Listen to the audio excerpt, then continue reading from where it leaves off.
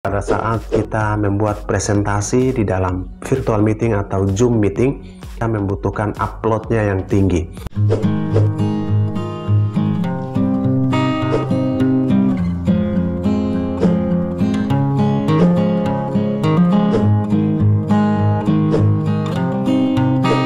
Assalamualaikum warahmatullahi wabarakatuh. Selamat datang di Dinas P2KB P3 Kabupaten Halmahera Tengah. Teman-teman PKB dimanapun Anda berada, banyak yang mengeluhkan gangguan sinyal walaupun di lokasi sudah ada sinyal 4G. Banyak yang terkendala pada saat melakukan Zoom meeting ataupun virtual meeting yang lain dengan menggunakan sinyal 4G di lokasi, apalagi di daerah-daerah yang sudah mulai sulit 4G.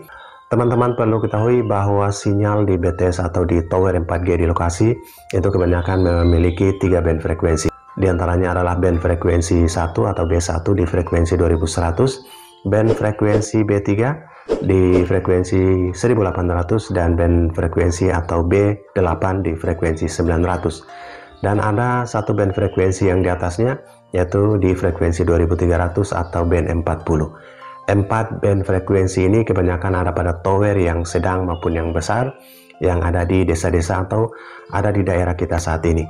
Oleh karena itu, menggunakan data seluler, kita tidak akan bisa melakukan log band frekuensi, sehingga frekuensi yang diterima itu secara otomatis masuk ke handphone.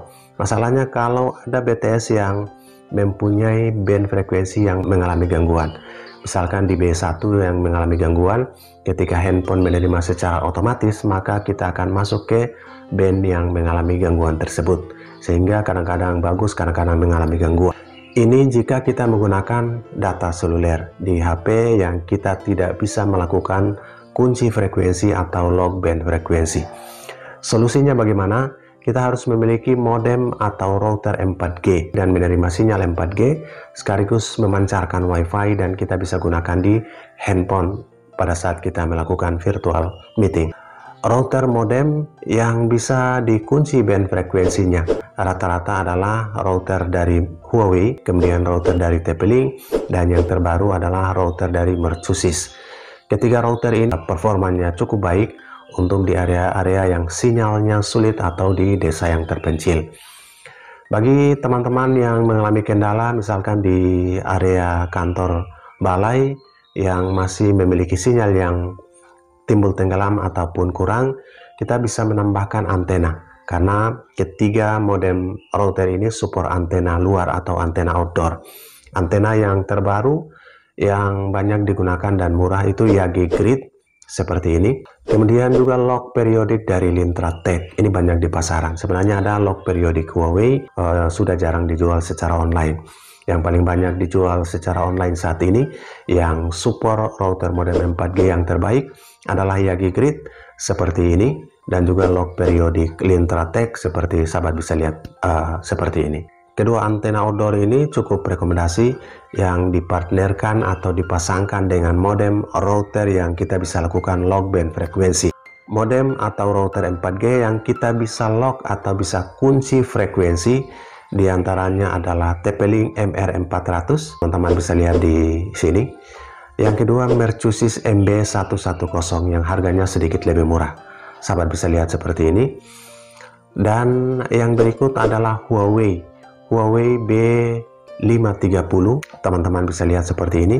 Kemudian ada Orbit Star 2, namun ini sudah jarang di pasaran. Jadi yang terbanyak adalah Orbit Pro H2 atau Huawei B530, kemudian TP-Link MR400, dan Mercusis MB110. Ketiga modem router ini sangat cocok dengan antena Yagi Grid versi vertikal maupun versi horizontal, sehingga jika kita sambungkan ke dalam modem router ini, kita bisa lakukan kunci band frekuensi yang bagus.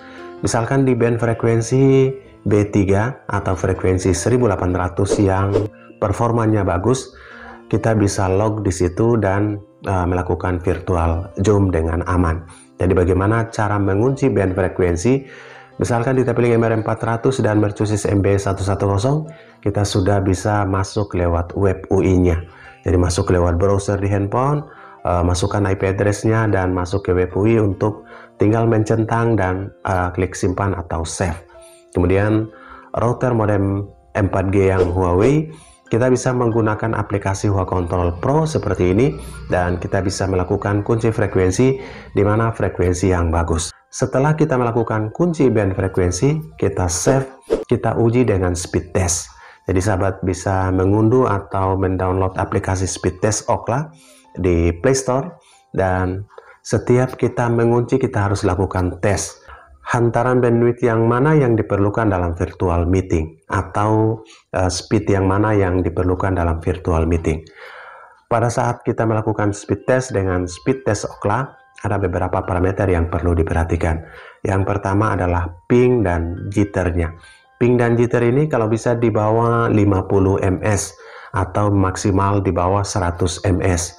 Kenapa? Karena jika di atas 100 ms, maka bisa terjadi putus koneksi atau koneksinya low atau turun pada saat kita melakukan virtual meeting.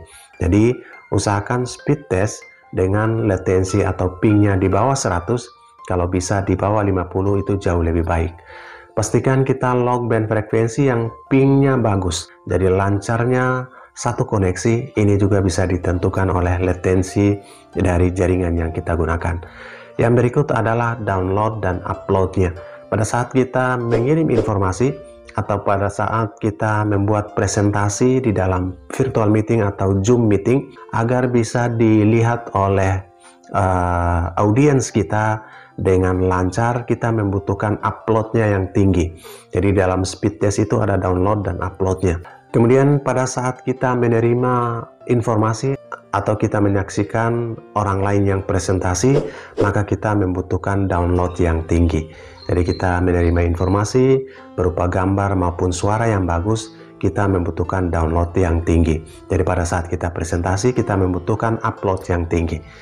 Oke, ini fungsinya kita melakukan uji speed test sebelum kita melakukan virtual meeting. Sehingga kendala-kendala ini bisa diatasi, sehingga kendala-kendala alasan jaringan ini kita bisa atasi, khususnya teman-teman PKB yang berada di area 4G yang sulit. Kita juga pernah menembak jaringan 4G dengan menggunakan antena lock periodik Lintra-Tech dan Yagi Grid di jarak sampai 14 km.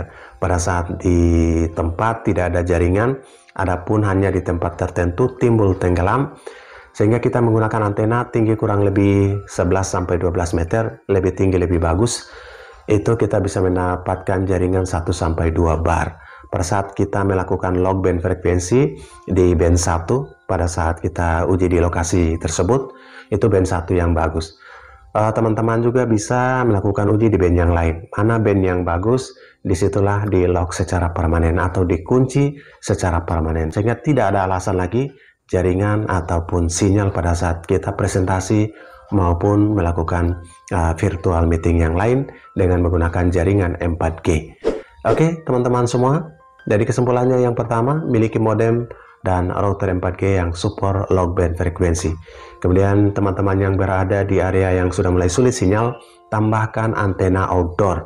Antena outdoor yang rekomendasi adalah Yagi Grid atau Grid lokal dan log periodik dari Lintra-Tech. Ada log periodik dari Huawei namun sudah discontinue atau sudah sulit di pasaran. Kemudian silakan lakukan log band frekuensi dan uji speednya. Mana speed yang bagus untuk kebutuhan virtual meeting, disitulah dilakukan log permanen. Sehingga pada saat kita koneksi ke jaringan WiFi kita, bisa lewat handphone, bisa lewat laptop atau PC, lancar dalam melakukan virtual meeting. Oke, semoga bermanfaat. Saya Munir dari Dalduk Dinas P2KB P3A Kabupaten Halmahera Tengah. Salam sukses. Assalamualaikum warahmatullahi wabarakatuh.